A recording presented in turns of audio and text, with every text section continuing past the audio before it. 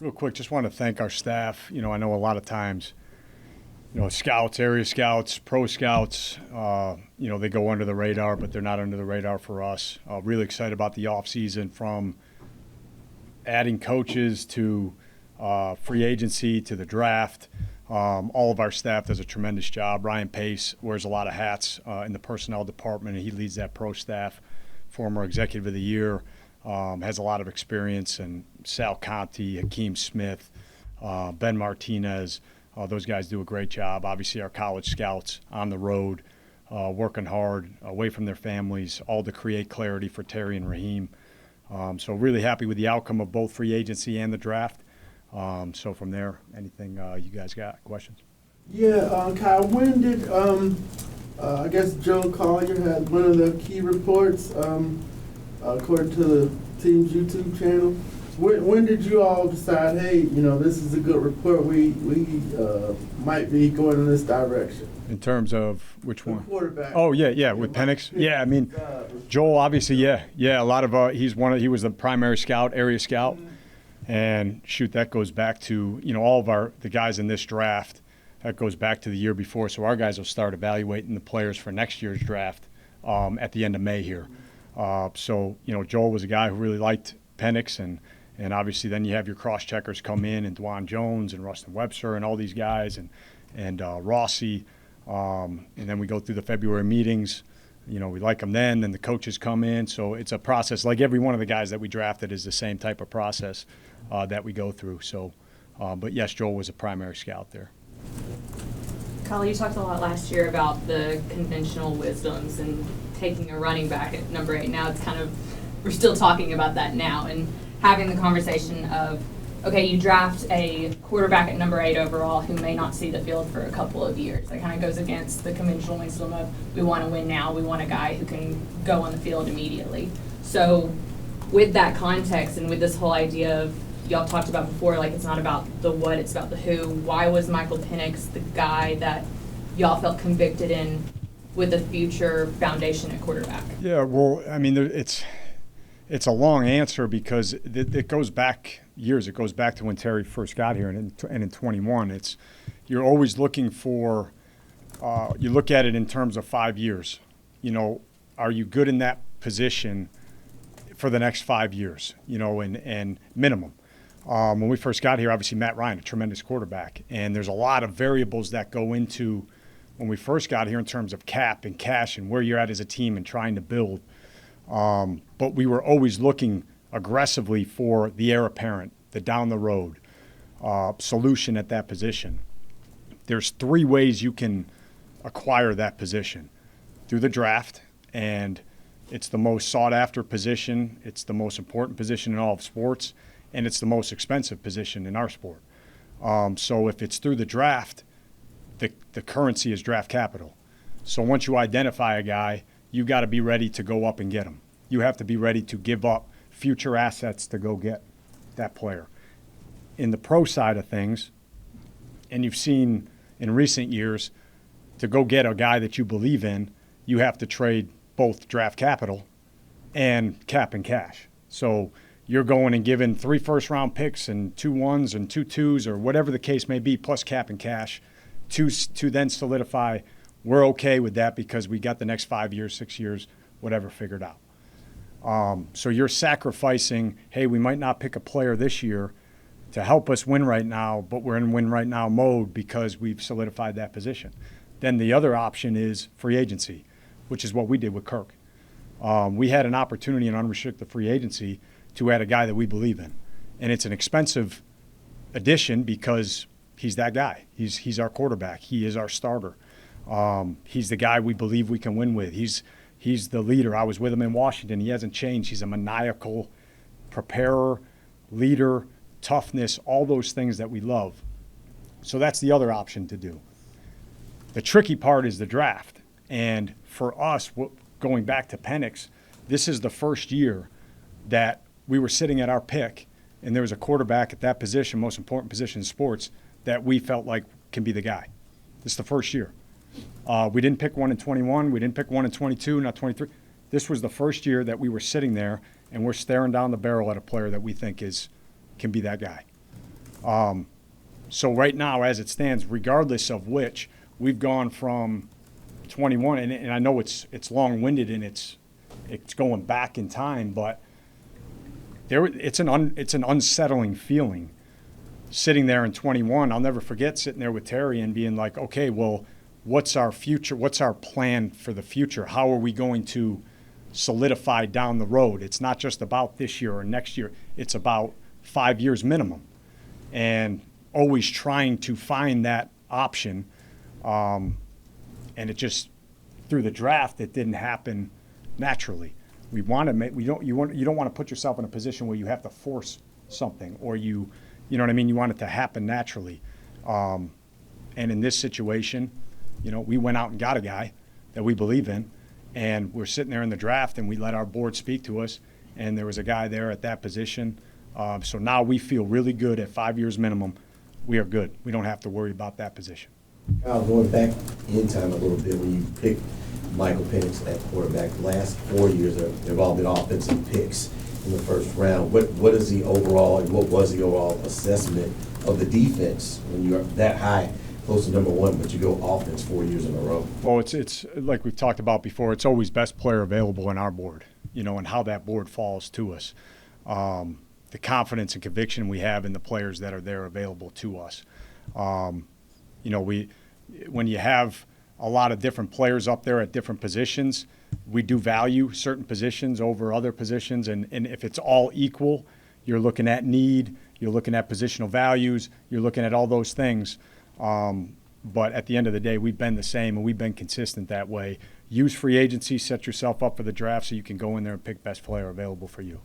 If Penix is your guy, why not let him go from the jump and save that money on Kirk and spend it on defensive players that you could use in free agency? I guess both individually seem great, but maybe not together collectively could be the play. Well, you just think you can get right. at A, is that?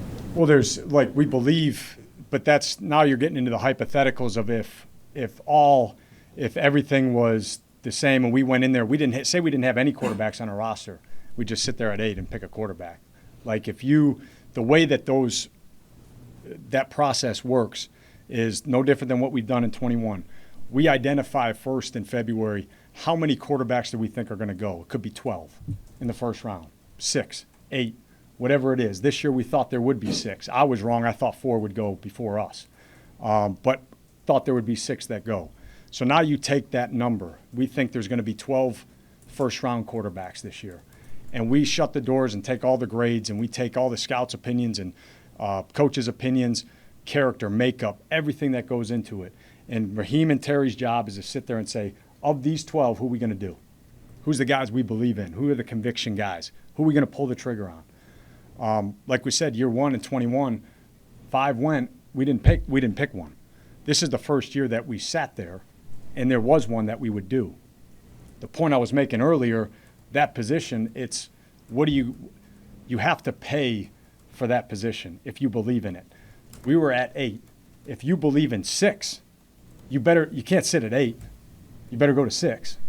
So all those things play into it, and there were no pre-draft trades. And just go back in history. Just go back last few 4 or 5 years. If there are pre-draft, you have to get to a position to where you can take it, and you have to assume everybody sees the position the same way you do. You have to, or else you're going to get burned.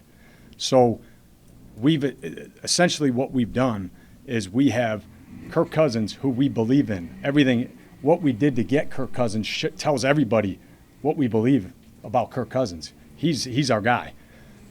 We set ourselves up, and in the draft, Michael Penix was there, and it's a young quarterback that we believe in. We pulled the trigger.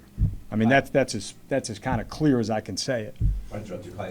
You thought 4 quarterbacks would go before you guys picked. Was Penix one of those guys you thought would be out? Well, that doesn't matter. Either way, you're going through the process of trying to sort out, hey, what could happen, what couldn't happen, are there going to be trades? Part of the reason I think that nobody had us taken was because we have a quarterback. We have Kirk Cousins. If you sign a 1-year quarterback, or you don't do anything in free agency, you all of a sudden by the league, you get put into the category of they could take one. There's still teams that were beyond the top 12 that we think could take quarterbacks. It's just how does it fall out? So you're just trying to prepare yourself either way. We feel in a great position because we've got Kirk Cousins, who we believe in to the highest degree, and we have Michael Penix that we believe in. So for the next 5 years, again, we feel great about the position, minimum. I don't know if your decision not to bring him in on a 30 visit had to do with trying to hide your intentions or not, but I wonder how you got comfortable with the medicals when you didn't get that time to spend with him.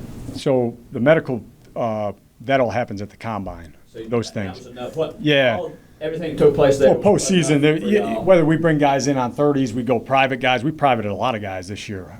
That was one, I guess, that got out. There's other ones that probably didn't get out, but we go make a lot of calls or private visits, and sometimes it's to work guys out. Sometimes it's just to visit with them. Sometimes it's to get them on the board, talk football, get the mental.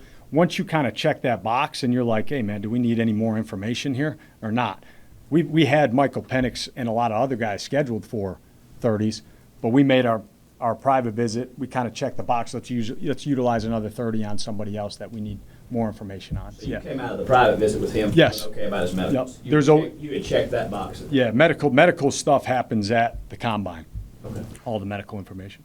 Yeah, how did you all square the hit rate at the position, kind of post 2011 versus historical? I'm going back to Keely Smith and all those guys. Yeah. Until now, where you Right. Trubisky and those guys, where you could gamble on a quarterback, where you used to couldn't do that. The hit rate versus the bust rate scare you all? No, I mean, listen, it's the hardest position to evaluate. Mhm. It just is what it is, and those numbers that we all have seen and look at, that tells you that. But I think the mistakes that you make, that anybody probably makes at the position, because you need it so badly. Everybody knows that. We all know that how badly that position is needed, and our philosophy is not just to take a position, take a guy that you think is the guy and can be a win because of player. Not just to check the box and say, hey, we take a quarterback, get the young contract, all those things that go into it. We believe in, if you're taking that position, you have to believe in that guy is going to be the guy. That's why you're taking him. Since the rookie slotting has come, I think you're seeing more of them go, because the financial hit is what you can get out of. Do you know what I mean? I guess that is probably why more, hey, roll the dice, take a shot, those type of things. But we don't believe in the take a shot business. We got to have conviction in our minds if we're going to take that position. And like I said, this is the first time that we were staring down the barrel to do that. And just for clarification, we say you take the conviction of the guy. It's in that top 10. It's not, because you say you could have conviction that Ritter was the guy, right? So what's the difference, I guess, when you're saying that? Well, what's the difference between third round and No, I'm top just saying 10? that's what you're saying. When you have conviction in the guy, that's what you're referring to, like conviction in the guy as a first rounder, like he is the future as opposed to. Well, I think, yes, conviction on the guy, it's all about the price in which you pay. When you pay Kirk Cousins, we don't have to talk about Kirk Cousins. You know what our conviction is on Kirk Cousins. What we paid Kirk Cousins to come here to do what you've done your whole career. That's what we want from Kirk Cousins. When you pull the trigger if we traded up in the first round for a quarterback and gave up future assets, that's telling you what we think of that player. You take a player in the first round, it's telling you what you think of that player. And so on and so forth. Some of these teams that go out and trade for veterans and you give up 3 first-round picks and whatever, that's telling you what they believe in that guy. So, you know what I'm saying? Hey, one more, the Green Bay model, Raheem mentioned that. He was just talking about love to Rodgers, but if you go back, they were taking quarterbacks almost every year for a minute there in the 90s. Yeah. Why haven't teams copied that model before? Well, I think everybody, there's parts, and I know what Raheem and Terry were talking about with that. There's pieces to this of that philosophy. Yes, it's the most important position. So, solidify yourself and double down if you have to, and if you have conviction on guys, take them. But obviously, our situation is different than theirs was. Kirk just signing Kirk and just coming here. Obviously, Brett Favre and Aaron Rodgers were there, solidified in those roles. So there are differences, but the philosophy is the same. If you have if you believe in a guy, take the guy, especially at that position. But I think that's kind of what they meant, I think, by the Green Bay model is not so much you can break down every situation and try to make it exact. It's not, but the philosophy is that way, yes. Kyle, I assume it's not something you spend an awful lot of time thinking about, but are you surprised, or when you talk to other guys in the front office now that the dust has settled, are others surprised at the amount of discussion and debate about selecting Michael? No, I'm not surprised because, again, if what we were talking about with really the three ways that you can acquire a guy that you think is the guy that we just went through, essentially we've done that in it's a different order, it's a different way, but it's still saying the same thing. So I think what makes this unique is kind of the timing or the order in which it happened. But no, I wasn't surprised because I don't know if it's been done before. So that's why the discussion, we understood that there's probably going to be a lot of discussion about this. I'm so sorry. No, you're right. I'm curious how much of everything that you're talking about right now and the conviction that you have of Michael Penix and that pick also stems from the conviction that you have about the 53-man roster or 90-man roster that y'all have been building and kind of flexing over the last 3 years. Yeah, well, I think it goes back to just it's more about that position and take it in steps of it, like Kirk. We feel good about our roster, but we feel great about Kirk. That's why we went and got Kirk in that position. It's very important. If we were to, no different than like we said, if you were to go and trade and give up picks for a veteran quarterback and bring him in, you're sacrificing draft capital of the future to win now because you have that position. So, yeah, we feel good about our roster. Our mindset, I don't want you to take this the wrong way, but in the personnel side, you never feel like you're a piece away. Like, that's not my job. My job is to always continue to find something else. Like, that's what we do every day is watching tape and try, how can we upgrade? How can we go to the CFL, these new leagues, find something to upgrade? Like, we're always constantly trying to upgrade if it makes sense. We're not going to try to force something and panic and try to go do this because we didn't address this position in the draft or hey, we did this and now we need to do that. We're not going to panic. We feel good about our roster. We do. But that doesn't mean we feel as a personnel set, hey, we're one piece away and this changes everything. No, we continue to build, stay disciplined on what we believe in, both through the draft and free agency, and keep executing that way. Has the new kickoff rules affected how you look at the thing? Yeah, no, it's a good question. We talked a lot about it, in meetings with Marquise Williams and Kinger and Raheem as we were going through some of the guys in the college draft and what are those body types going to look like? Is that going to change because of, is it going to be more space? Is it going to be more bigger guys because it's going to be more condensed? So we'll really know, obviously, when we start playing will be a clearer picture. But yes, we did talk a lot about that. The importance of returners, and different. Is that going to change the skill set of the returner because it's not so much a running start? Is it more guys that kind of fit the punt return skill set now on kickoff? So there's a lot of different ways to look at it. We have discussed it. We don't have pure answer, but we got to see it and feel it before we start doing that. What does it say about your secondary? How you feel not drafting a defensive back? Yeah, well, we feel good about our secondary. Obviously, we're going to look to continue to add at every position. But, we got a lot of guys that have played, that have started, not only on our team this year, but that we have brought in. Antonio Hamilton has started games both outside and inside. Kevin King has started games in Green Bay, both outside and inside. Obviously, he was coming off the injuries, so he'll get an opportunity to compete. Clark, did some really good things inside and outside. D.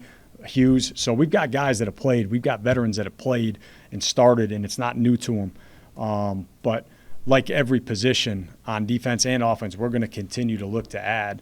It doesn't matter what time of year that is. Going back to the pick at 8, you said that you don't think it's ever been done before. So how difficult was it to weigh, okay, we're going to take a guy here that will be a part of our future plan instead of an immediate impact player at 8 like you would do normally in the past? Well, I don't know if we didn't sit there and say, hey, man, I don't know, man, should we not do this? It never been done before. Like, I think as we're getting closer and you're going through the process of saying, hey, obviously there's circumstances of which guys have been picked high with where there's a quarterback there and all those things, but it didn't again, we let our board fall the way it does.